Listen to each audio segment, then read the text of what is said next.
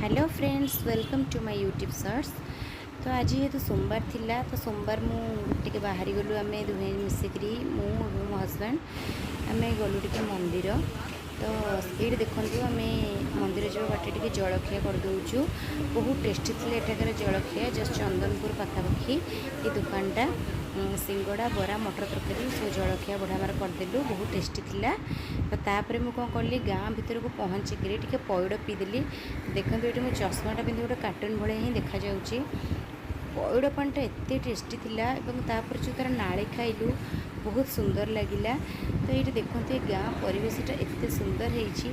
तो आपण मैंने मतलब कमेंट मध्यम जनइबे मु कौ गाँ को आसती एवं क्यों मंदिर को आसती। मंदिर पिकटा मुझे दे दूची ये देखु।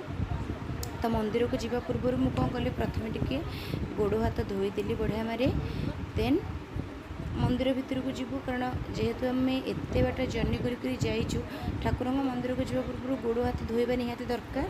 तो देखो ये मुझे भोग दीप किणिदे। तो दीप किणी सारा मुझे मंदिर भितर को जीवी। तो आम जिते भी जो यू ही आम दीप किणी था।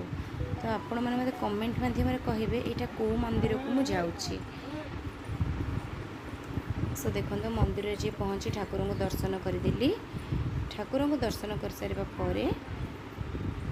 मु घर को चली आसली।